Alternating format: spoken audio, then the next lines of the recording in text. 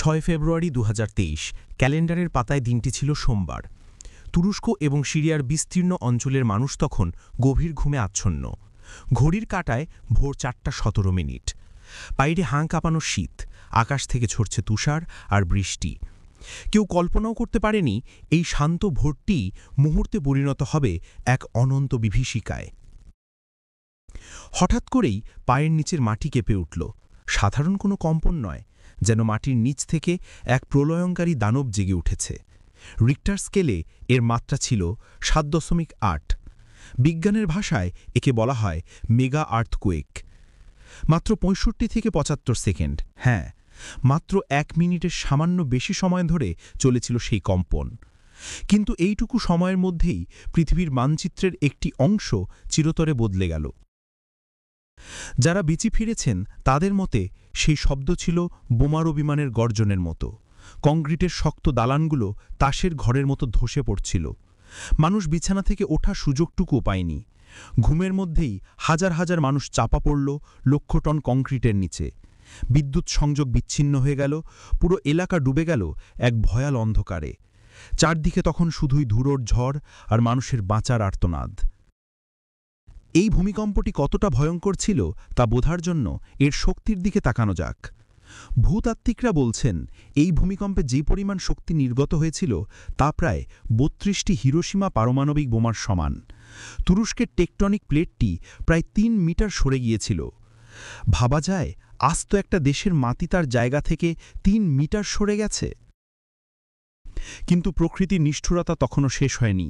প্রথম ভূমিকম্পের ঠিক 9 ঘণ্টা পর, যখন মানুষ ধ্বংসস্তূপ থেকে একটু একটু করে স্বজনদের খুঁজছে, ঠিক তখনই আঘাত হানল দ্বিতীয় ভূমিকম্পটি। রিক্টার স্কেলে এর মাত্রা ছিল 7.5। প্রথম ধাক্কায় যেসব ভবন কোনো মতে দাঁড়িয়েছিল, দ্বিতীয় ধাক্কায় সেগুলোও মাটির সাথে মিশে গেল। গাজিয়ান্তেপ, কাহারামমারাস, হাতাই, একের পর এক ঐতিহাসিক শহরগুলো যেন মৃত্যুপুরীতে পরিণত হল। যে রাস্তা দিয়ে গতকালও গাড়ি চলেছে, সেখানে ফাটল ধরে তৈরি হলো বিশাল সব খাদ। রেললাইনগুলো দুমড়ে মুছড়ে এমন আকার ধারণ করল যেন কেউ ওগুলোকে কাগজের মতো ভাঁজ করে রেখেছে।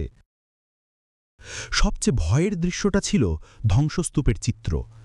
আধুনিক বহুতল ভবনগুলো প্যানকেক কল্যাপস বা একটির ওপর আরেকটি ছাদ ধসে পড়ে স্যান্ডউইচের মতো হয়ে গিয়েছিল। এর ভেতরে মানুষের বেঁচে থাকার সুযোগ ছিল খুবই কম। সেই দিন এবং পরবর্তী রাতগুলোর ভয়াবহতা ছিল অবর্ণনীয়। চারদিকে শুধু সাইরেনের শব্দ আর স্বজন হারার কান্না। ধ্বংসস্তূপের নিচ থেকে মোবাইল ফোনের আলো জ্বলে উঠছিল। ভিতর থেকে শোনা যাচ্ছিল ক্ষীণ গলার স্বর, আমাদের বাঁচান, আমরা এখানে আছি। কিন্তু উদ্ধারকর্মীদের কাছে পর্যাপ্ত যন্ত্রপাতি ছিল না। তারা খালি হাতে পাথরের টুকরো সরিয়ে সরিয়ে মানুষকে বের করার চেষ্টা করছিলেন। তার ওপর প্রকৃতি যেন তার সবটুকু আক্রোশ নিয়ে ঝাঁপিয়ে পড়েছিল। প্রবল ঠান্ডা আর তুষারপাতে উদ্ধার কাজ ব্যাহত হচ্ছিল। যারা ধ্বংসস্তূপের নিচে চাপা পড়েও বেঁচেছিলেন, তাদের অনেকেই হাইপোথার্মিয়া বা প্রচণ্ড ঠান্ডায় জমে মারা গেলেন। বাবা তার মৃত মেয়ের হাত ধরে বসে আছেন ধ্বংসস্তূপের পাশে, কিন্তু হাতটা ছাড়ছেন না। এই ছবিটা পৃথিবী বিবেকের কাছে সেই ভয়াবহতার প্রতীক হয়ে দাঁড়িয়েছিল। তুরস্ক এবং সিরিয়া মিলিয়ে মৃতের সংখ্যা ছাড়িয়ে গেল 50,000। আহত হলেন লাখ লাখ মানুষ।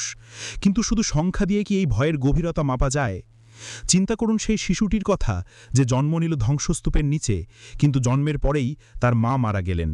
কিংবা সেই পরিবারের কথা যাদের 20 জন সদস্যের সবাই একরাতে নিশ্চিহ্ন হয়ে গেল। হাতাই প্রদেশের অবস্থা এমন হলো যে মনে হচ্ছিল শহরটিতে পারমাণবিক বোমা ফেলা হয়েছে। শত শত বছর আগের মসজিদ, গির্জা আর দুর্গ, যা রোমান আমল থেকে দাঁড়িয়েছিল, তা এক নিমিষে ধুলোয় মিশে গেল। শহরগুলো লাশের গন্ধে ভারী হয়ে উঠল। মর্গগুলোতে জায়গা নেই। রাস্তাঘাটে, স্টেডিয়ামে সারিবদ্ধভাবে রাখা হলো মরদেহ। গণকবর খুঁড়েও কুলানো যাচ্ছিল না। বেঁচে থাকা মানুষগুলোর চোখে ছিল শূন্যতা। তাদের ঘর নেই, খাবার নেই, পরনের কাপড়টুকু ছাড়া আর কিছুই অবশিষ্ট নেই। এক রাতে তারা সবকিছু হারিয়ে নিঃস্ব হয়ে গেল। তবে এই ভয়াবহতার মধ্যেও মানুষের মানবিকতা জেগে উঠেছিল। তুরস্কে সেই দিন পৃথিবীর প্রায় 100টি দেশ থেকে উদ্ধারকর্মীরা ছুটে এসেছিল। বাংলাদেশ থেকেও গিয়েছিল উদ্ধারকর্মীরা। ভাষার ভিন্নতা ছিল, কিন্তু কান্নার ভাষা ছিল এক। যখনই ধ্বংসস্তূপের নিচ থেকে কোনো জীবিত মানুষকে বের করা হতো, তখন হাজার হাজার মানুষ একসাথে উল্লাস করে উঠত। মনে হতো মৃত্যুঞ্জয়ী মানুষ আবার প্রকৃতির বিরুদ্ধে লড়াই করে জিতেছে। একজন উদ্ধারকর্মী বলেছিলেন, যখন আমরা কাউকে জীবিত উদ্ধার করি তখন মনে হয় আমরা ঈশ্বরকে স্পর্শ করেছি, আর যখন কোনো শিশুর নিথর দেহ বের করি তখন মনে হয় পৃথিবীটা এখানেই শেষ হয়ে যাক। সেই দিনগুলোতে তুরস্কের মানুষের মনোবল ছিল দেখার মতো। তারা নিজেদের কষ্ট ভুলে উদ্ধারকর্মীদের খাবার এগিয়ে দিচ্ছিল, একে অপরের কাঁধে ধরে কাঁদছিল। এই ভূমিকম্প আমাদের দেখিয়েছিল মানুষ কতটা অসহায়, আবার এই মানুষই বিপদে কতটা একতাবদ্ধ হতে পারে। তুরস্কের সেই ভূমিকম্প আমাদের শিখিয়ে গেছে প্রকৃতির কাছে আমরা কতটা ক্ষুদ্র। আমরা বড় বড় অট্টালিকা বানাই, প্রযুক্তির গর্ব করি, কিন্তু মাটির নিচে সামান্য একটু নড়াচড়া আমাদের সব অহংকার চূর্ণ করে দিতে পারে। 6 মিনিটের এই বর্ণনায় সেই রাতের ভয়াবহতা পুরোপুরি বোঝানো সম্ভব নয়। যারা সেই রাতটি পার করেছেন তাদের কাছে প্রতিটি সেকেন্ড ছিল এক একটি যুগের সমান। তুরস্ক আবার ঘুরে দাঁড়াচ্ছে, নতুন ভবন উঠছে, কিন্তু সেই রাতের ক্ষত, সেই স্বজনহারার বেদনা তুরস্কের ইতিহাসের পাতায় এবং মানুষের হৃদয়ে চিরস্থায়ী হয়ে থাকবে। প্রকৃতি শান্ত হোক, আর এমন প্রলয় যেন পৃথিবীকে আর দেখতে না হয়, এটাই আমাদের প্রার্থনা।